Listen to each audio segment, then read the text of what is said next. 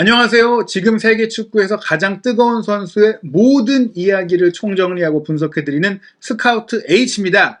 한국 최고의 해외 축구 전문 기자, 분석 전문 기자, 부버지 김현민 기자와 함께합니다. 이반 페리시치 2편인데요. 페리시치 선수 역시 독일 분데스리가에서도 굉장히 활약을 오래 했기 때문에 누구보다 잘 아실 것 같습니다. 분데스리가 시절 페리시치 좋은 선수였나요?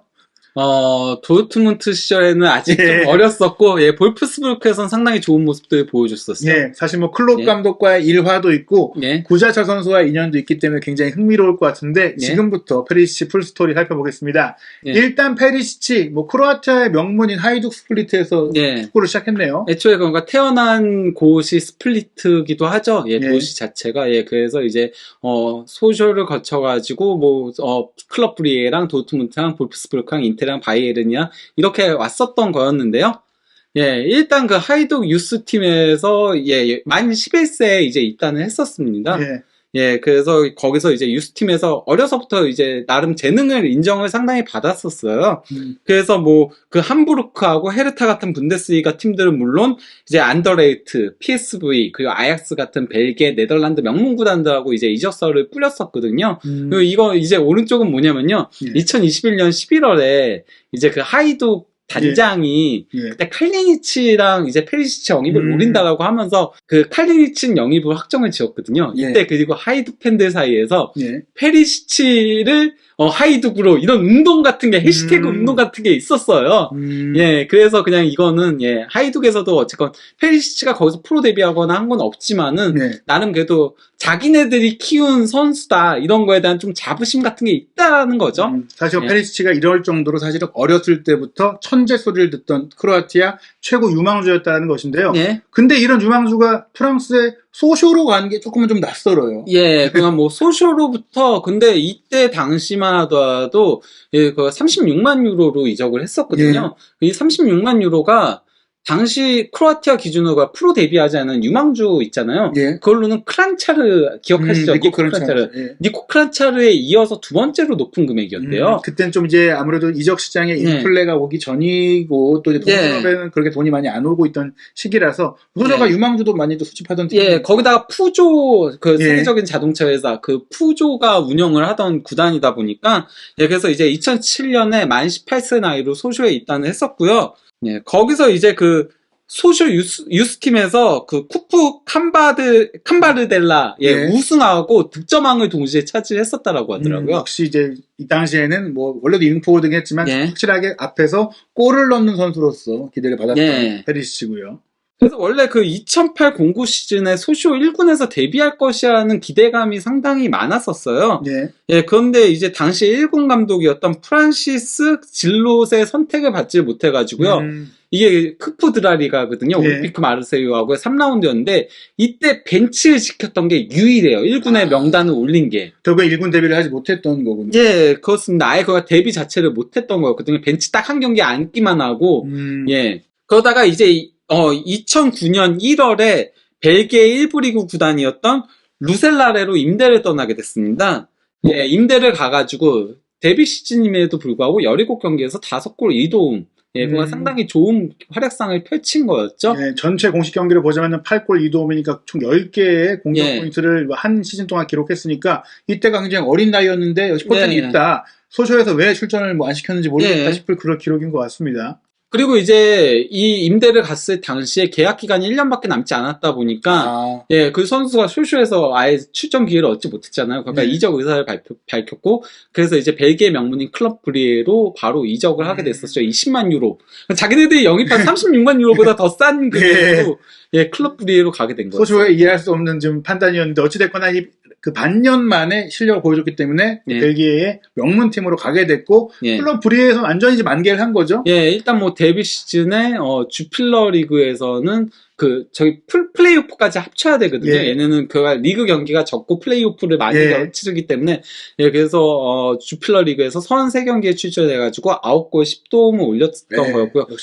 텐텐에 가까웠네요. 그 유로파 리그에서도 8경기에서 4골 2도움. 이게 본선 기록이기 때문에 사실 이 정도 나이에 또 클럽 브리에 막 와서 이 기록을 남긴 거면 센세이션하다라는 표현을 해도 될 정도로 완전히 뭐 주전으로 자리를 잡은 건데요. 네, 거기다 공식 대회에서도 13골 13도움이면 상당히 예, 좋은 활약을 펼쳤던 거였죠. 일찌감치 천재성을 보였고 그 2년차 시즌의 기록은 더 대단합니다. 그렇죠. 예, 주필러 리그는 플레이오프까지 더해서 37경기에 출전해가지고 22골 10도움. 와, 이 텐텐을 아예 달성을 했고 텐텐을 넘어서 30개가 넘는 공격 포인트를 예. 이때도 아직 20대 초반의 어린 나이잖아요. 그러면서 이제 벨기에 리그 득점왕과 올해의 선수를 동시에 섞어냈었죠. 사실 벨기에 리그를 씹어 먹었다 할 수 예. 있는 정도의 능력을 보여준 거고 유스 시절에 받았던 기대치를 마침내 입증을 했기 때문에 이제는 빅리그로 갈 차례인데요. 예.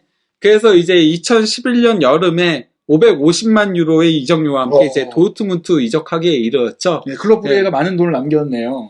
뭐 그래도 어쨌건 간에 도르트문트가 워낙 이제 선수들을 그래도 저렴하게 잘 사서 키우기로 유명하잖아요. 이게 그러니까 뭐 미슬린타트가 영입한 선수들 그리고 뭐 초크랑 해가지고 한 선수들의 이제 뭐 베스트 11인 건데 다 보면은 저렴한 가격에 영입한 선수들이죠. 근데 이름이 대단한데요? 그렇죠. 거기다 유스 선수들은 빠져 있는 거예요. 괴체 같은. 지금 보면은 오바메양, 레반도프스키 뭐 사실 뭐 유럽 최고의 리그의 공격수로 인정받았고 뭐 카가와는 뭐 대표적인 도르트문트의 성정작이고 우스만 덴벨레에다가 로데 벤더에다가 하팔 게레이루 빈터 바르트라 피슈책의 비르키까지 거의 뭐 지금 이 11에 페리시가 못 들어갈 정도인데 페리시도 원래는 데려올 땐 이 정도 기대치 아니었나요? 그렇죠. 뭐 근데 어쨌거나 페리시치 같은 경우는 나름 550만 유로가 두 번째로 많은 금액에 해당할 정도로 상당히 영입을 잘하는 구단이었는데요.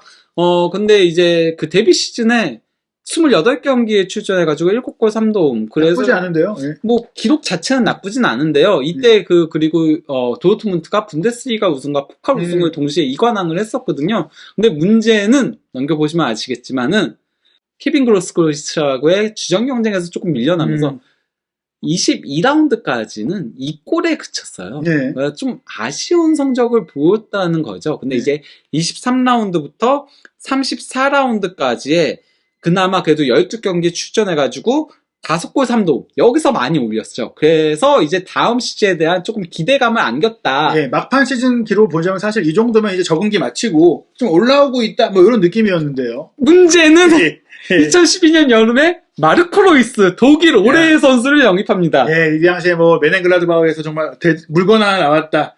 이런 평가 받았던 로이스가 왔어요. 페리시치가 있는데 거의 뭐 겹치지 않나요? 그렇죠. 왜냐면 윙포워드에서 주로 뛰었던 선수였으니까 페리시치가. 그런데 로이스가 오니까 로이스도 왼쪽 윙포워드에서 뛰었거든요. 이때는. 그래서 당연히 주전 경쟁에서 밀려나면서 전반기에 2골 1도움에 그쳤었죠. 그러다 보니까 이제 페리시치가 2012년 겨울에 크로아티아 언론하고 인터뷰에서 공개적으로 불만을 토로했죠. 클럽에 대한 뭐라고 했냐면요. 클럽과 아무런 관계도 맺지 않고 있다. 그러니까 그런 뭐 인간적인 정이 없다. 그런 게 교류가 없다라고 하면서 그는 현재 독일 최고의 감독이고 우리는 지난 몇 년간 특별한 시즌을 보냈다. 그러니까 분데스리가 뭐 2연패라던가 그리고 포칼 우승이라던가 그리고 또 2012-13 시즌에는 그 챔피언스리그 준우승 했었잖아요. 그러니까 특별한 시기들을 보내고 있었다. 팀 분위기도 완벽하다. 다만 클럽은 3-4명의 선수들과 논의할 뿐이다.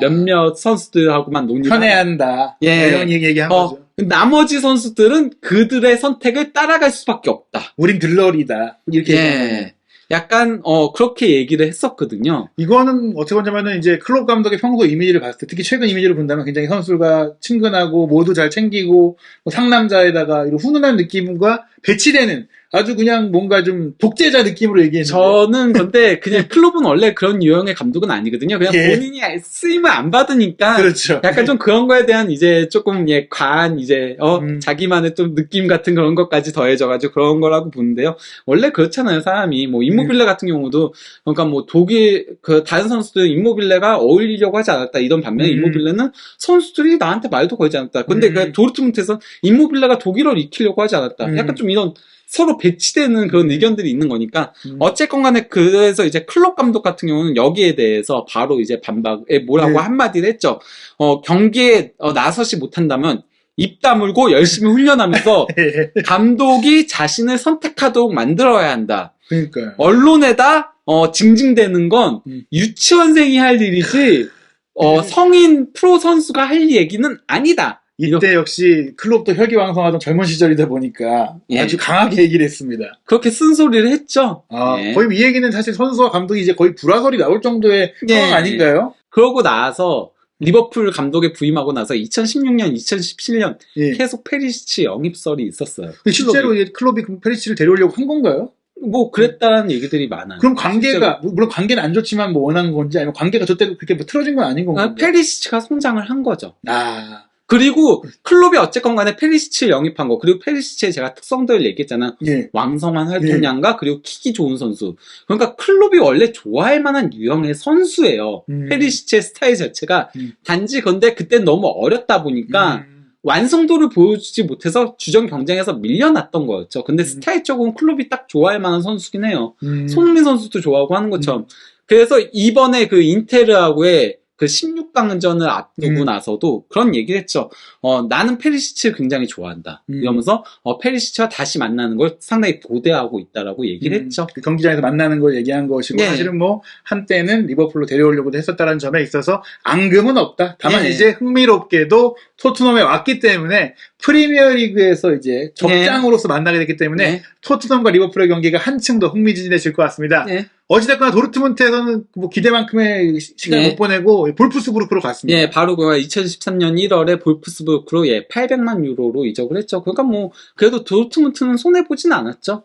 나름 그래도 이적료 수익을 얻으면서 페리시치를 이적을 시키게 된 건데요. 본인의 가치가 떨어지진 않았고 단지 뭐 상황적인 거라는 것을 뭐 현지에서도 좀 받았던 것 같고요. 그런데 이제 첫 시즌에는 조금 이제 기록이 좀 안 좋았어요. 예, 일단 뭐 도르트문트에서 오랫동안 못 뛰었던 것도 있었고 거기다가 이제 부상으로도 무릎 부상으로 이제 무릎 인대 부상으로 5경기 결장한 부분도 있었지만은 그래도 마지막 3경기에서 2골 1도움을 올리면서 다음 시즌에 대한 기대감은 조금 높여줬다라고 할 수 있는 거죠. 무엇보다 이제 도르트문트를 상대로 멀티골을 기록하면서 3대3 무승부를 끌어냈던 뭔가 그 본인의 그 승부를 보여줬습니다. 그게 그리고 그 다음에도 나오거든요. 그 이제 두 번째 시즌에는 이제 10골 5도움을 올리면서 마침내 사안한 모습을 보여줬었고요.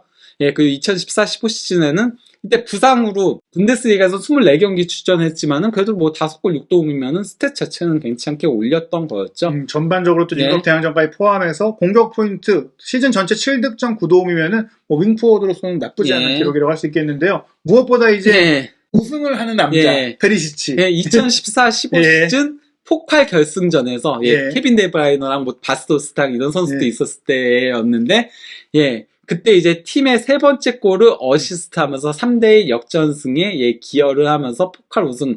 그리고 그때 감독이 또 클롭이었다. 클롭을 상대로 내가 보여준다. 나를 버렸어 하면서 지금 보시면 당시 페리시치를 밀어냈던 마르코 로이스가 왼쪽 윙어로 또 그대로 나왔기 때문에 비교가 되는 좀 활약을 펼쳤다.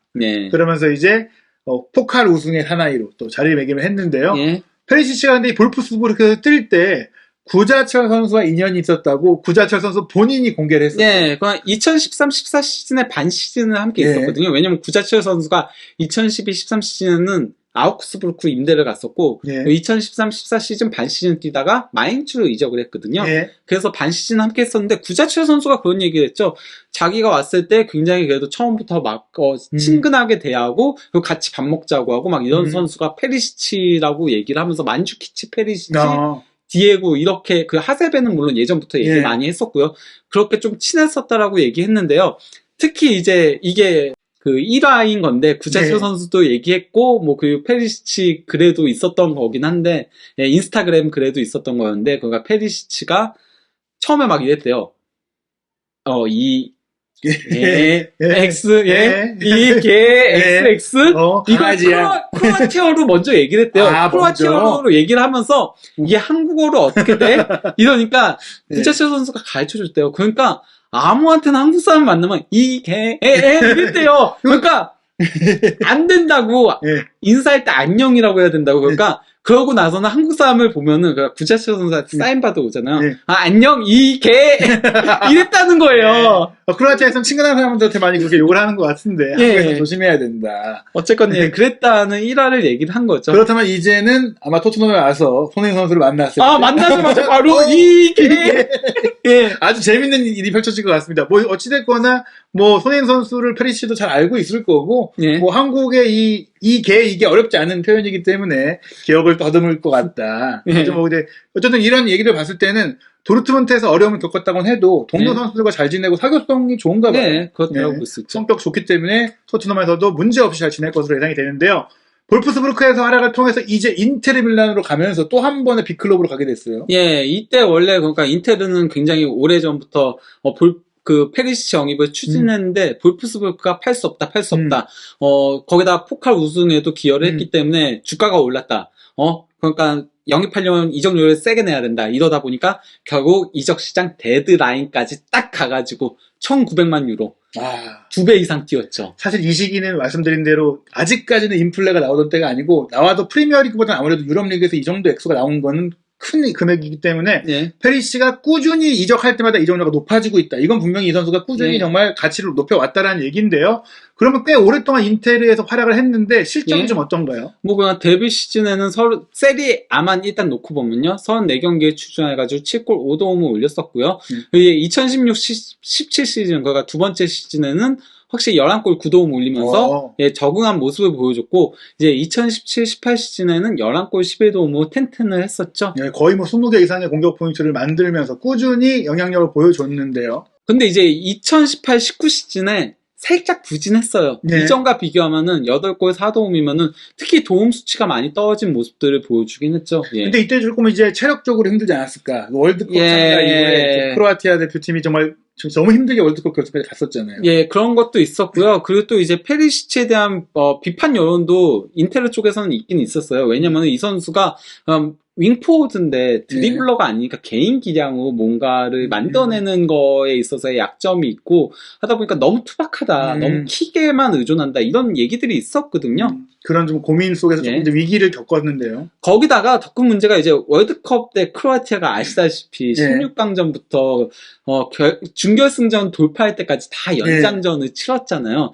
그래서 2018-19 시즌에 전체적으로 크로아티아 선수들이 대부분 부진했었어요. 그 천하의 모드리치도 부진했었거든요. 그 시즌은 3라운드 볼리오냐하고의 85분경에 골을 넣고 나서 이때를 시작으로 이제 17라운드 키예보 베로나전에 38분경에 골을 넣기 전까지 무려 879분 무득점 부진에 빠졌었어요. 90분 경기 기준으로 보더라도 10경기 가까이 이상을 골을 넣지 못하는 정말 그 부진에 빠졌던 것인데 역시나 체력적인 좀 문제가 거기다가 이때가 계속 이적설이 있었던 시기였어요. 그러니까 뭐 맨유 이적설은 그 전부터도 계속 있었고요. 페리시치한테 무리뉴 감독이 뭐 페리시치 좋아한다고 해가지고 거기다가 이때는 또 아스날 이적설도 있었거든요. 프리미어리그랑도 연결이 이미 되고 있던 거죠. 그렇죠. 거기다가 이제 완다가 그 완다 이카르디 그러니까 마우로 이카르디의 아내죠. 방송에 자주 나오는데 방송에서 이제 입을 털었죠. 아마도 페리시치는 인테르를 떠나고 싶어 하기 때문에 개인적인 이유로 그래서 마루타는 진실을 말하고 있다. 뭐 이렇게 얘기해가지고 페리시치의 부진은 팀에 집중하지 못하고 있는 거다. 이런 식으로 얘기를 한 거죠, 완다가. 당시에 이카르디가 또 인테르의 주장의 완장을 차고 있는 상태에서 이런 얘기를 한다는 것은 페리시치 입장에서는 라커룸 안에서 굉장히 기분이 먹같을 수 있었다. 그래서 이제 루머도 있었죠. 그것 때문에 페리시치가 이카르디한테 라커룸에서 네 마누라 입 좀 닫게 만들어라. 닥치게 해라. 이런 식으로 강하게 얘기했다라고 하고 페리시치, 브로조비치 이런 선수들이 반 이카르디파, 양파로 나뉘어져 있다. 이런 얘기들이 있었는데 결과적으로 두 선수 모두 해당 시즌이 끝나고 페리시치는 임대를 갖고 이카르디는 파리 생제르맹으로 이적을 하게 됐죠. 결국에는 내분이 좀 있긴 있었다. 그 내분은 사실은 뭐 선수들끼리의 문제를 떠나서 이 완다의 이 많은 발언, 이 발언 말고도 많은 얘기를 했잖아요. 완다는 참 문제를 많이 일으켰죠. 조심해야 된다. 그런 부분들을 알게 됐고요. 또 하나의 문제가 뭐 사실은 임대 갔다 온 것도 있는데 콘테 감독과 좀 궁합이 안 맞아서도 떠난 것도 있다 뭐 이런 얘기들도 사실 원래 있었잖아요. 예, 그러니까 그 콘테 감독이 2019년 여름에 부임을 했는데요. 문제는 이제 콘테 감독이 기본적으로 이제 352 포메이션이라던가 예, 그 343이라던가 이런 것들을 선호하는 감독이잖아요. 특히 네. 이제 인테리어에서는 352를 왜냐면 라우타로랑 네. 루카쿠라는 확실한 투톱이 있었으니까요. 루카쿠를 영입을 했잖아요. 네. 이때 루카쿠를 영입을 했다 보니까 페리시치가 이때는 윙백에서 뛸 거라고는 아무도 생각을 하지 그렇죠. 못하던 시점이었어요. 이때까지 윙백에서 뛴 적이 없었던 선수였거든요. 그러다 보니까 그러면은 공격 진영에 두 자리 정도밖에 없는 건데 그것도 루카쿠 라우타로가 있으니까 그러면은 페리시치는 뛸 자리가 없지 않냐. 그래서 페리시치가 콘테 감독의 전술에 맞지 않는다. 이런 얘기들이 이제 라 레푸브리카라던가 이런 데서 네. 나왔던 거였죠. 이탈리아 언론들에서. 예. 그리고 실제 그래서 페리시치가 임대를 떠나게 됐죠. 바이에른으로. 네. 예. 그리고 콘테 감독이 계속 판매를 하고 싶어 한다는 보도들도 나왔었고. 그리고 바이에른으로 가가지고는 출전 시간 보시면 아시겠지만요. 네. 출전 시간이 적어요. 예, 거의 뭐 쪼커로 뛴 거였죠. 예. 그러니까 왜냐면은 코망, 사네, 그나브리 이런 선수들이 있다 보니까 출전 시간은 적었는데 출전 시간 대비 득점 비율이 상당히 괜찮았죠. 그러니까 사실은 저도 페리시치가 이제 여기로 갔을 때 이제 하락세구나 어느 정도 마지막에 좀 이제 뛸 곳이 없어서 좀 쪼커로 뛸 수 있는 곳으로 갔구나라는 생각했는데 나올 때마다 강렬했고 무엇보다 이때 바이에른의 성적이 대단했죠. 예. 그러니까 뭐 일단 포칼 우승해가지고 세 개의 각기 다른 구단에서 포칼 우승한 선수 등극을 했었고요. 예. 그리고 트래블을 결국 달성을 했죠. 예. 예, 그 챔피언스 리그에서 출전 시간이 많지 않았는데도 10경기 3골 3도움이었어요. 그니까요. 그러면 상당히 득점 생산성이 좋았다라고 할 수 있죠. 예. 예. 사실은 이제 어떻게 본다면은 본인의 경력의 위기의 상황에서 임대를 갔는데 트래블을 달성하는 예. 임대한 시즌에 트래블을 달성하는. 근데 사실- 지금도 바이에른 미넨 팬들이 페리시치 상당히 많이 그리워해요. 왜냐면은 바이에른이 주전들은 좋은데 백업이 조금 그만큼 못 따라갔다 예. 이런 얘기들이 많은데다가 이번 시즌에는 사네 그나브리 둘 다 부진했잖아요. 예. 그러니까 코망만 유일하게 괜찮게 해주는데 또 코망은 부상이 많고 이럴 때 페리시치 하나 있으면은 쏠쏠한데 그러니까 사실 저도 이때 생각한 게 페리시치가 이제 임대로 갔을 때 너무나 괜찮게 했으니까 완전 영입까지 고민하지 않을까 싶었는데 아무래도 나이 때문에 좀 걱정을 한 거죠. 예, 그리고 이정료를 그 영입을 하고 싶어 했어요. 그 플릭 감독은 영입을 해달라고 했어요. 근데 브라쪼는 서비스 타임이 많지 않은데 이정료를 들여서 영입할 정도까지는 아니다. 예, 이렇게 생각을 했던 예, 거였죠. 잘못된 생각이었던 것 같습니다. 예. 왜냐하면 요즘에는 분명히 선수들의 수명이 길어졌다 보니까 더 쓸 수 있는데 예. 뭐 좀 아쉬운 결정이었다. 근데 사실은 바이에른에서 정말 잘했음에도 불구하고 그래도 콘테 감독은 팔고 싶어 했던 얘기가 있어서. 예, 그러니까 뭐 이게 콘테가 칸테를 영입을 하기 예. 위해서 페리시치와 브로조비치를 동시에 판매를 할 수 있다라는 얘기들이 나왔었고 실제 예 그래서 두 선수가 막 이적 협상 얘기까지도 나오고 있었죠. 나중에는 이제 슈크리니아르까지도 등장했었죠. 칸테를 영입을 하기 위해서. 예. 하지만 결국 칸테 영입은 꿈이었고 예. 말 그대로 예 두 선수 다 남았고 브로조비치도 인테르 수비형 미드필더의 중심을 잡아줬고 그리고 페리시치도 왼쪽 윙백으로 변신에 성공을 하면서 그러면서 이제 세리에아 우승을 2021 시즌에 달성을 하게 됐죠. 인상적인 것이 콘테 감독이 분명히 부임한 팀에서 본인이 원하는 입맛에 맞는 선수를 영입하고 싶어하고 실제로 영입하기도 하고 그렇게 개편을 하지만 그렇다고 해도 남아있는 선수를 버리는 게 아니라 최대한 잘 쓸 수 있게 노력하고 변화시키고 끌어올렸다. 특히 페리시치가 그런 사례 중에서는 가장 좀 모범 사례가 아닌가 싶거든요. 저는 근데 콘테 감독도 그렇다라고 볼 수 있지만 저는 페리시치를 더 이 부분에 있어서는 칭찬을 해주고 싶어요. 왜냐면 두 번이나 콘테 감독이 어쨌건 간에 판매를 하려고 했던 선수예요. 그리고 콘테 감독이 원래 자기 입맛에 안 맞으면은 철저히 외면하기 유명한 사람이거든요. 그런데 페리시치가 본인이 어쨌건 간에 경쟁심을 보여주면서 살아남았다는 게 저는 그가 페리시치의 많은 능력들 중에서 뭐 그가 활동량이라던가 뭐 양발킥이라던가 뭐 이런 것도 있지만은 가장 높게 사는 부분은 그건 경쟁심이라고 생각을 해요. 그리고 본인이 어쨌건 간에 역할을 바꿔가는 먼저 솔선수범해가지고 그런 모습들을 보여준 거에 있어서 그 부분을 저는 페리시치를 상당히 높게 사고 있습니다. 결과적으로는 콘테 감독이 인테르에서 2번의 이적 시장에 걸쳐서 매각하려고 했던 선수를 예. 토트넘에 와서는 첫 풀시즌 여름에 1호 예. 영입으로 본인이 원해서 데려왔다. 예. 이것은 페리시치의 성공이다. 예. 페리시치가 날 증명했다. 이거 증명하는 남자네요. 그렇죠. 예. 클롭 감독한테도 증명했고 예. 포칼에서 이번엔 콘테 감독한테도 증명을 한 거네요. 그리고 뭐 이번 시즌에는 어쨌건 간에 우승은 아쉽게 세리아 우승은 아쉽게 실패를 했지만은 그래도 코파 이탈리아랑 스페르코파 또 우승을 차지하면서 컵 대회의 남자라는 걸 다시 한번 입증을 했죠. 결국에는 그 페리시치의 경력을 돌아보면 거의 모든 팀에서 트로피를 들었어요. 네, 그 컵 대회는 무조건 네. 들었죠. 우승을 하는 남자, 토트넘에서도 그 염원하고 있는, 이제 벌써 뭐 14년 넘게 토트넘이 우승을 못하고 있는데, 콘테 감독은 특히 우승 없이는 영원 못 사는 사람이잖아요. 예. 우승컵을 들 수 있을지 기대가 되고, 또 손흥민 선수와의 호흡도 기대가 됩니다. 예. 페리시치의 이야기, 워낙에 많은 이야기거리가 있는 선수이기 때문에 여기서 끝이 아닙니다. 페리시치의 경기장 밖의 삶은 어땠는지, 그리고 지금 2022 카타르 월드컵을 준비하고 있는 크로아티아 대표팀에서의 역할은 어떤지 3편에서 이어집니다.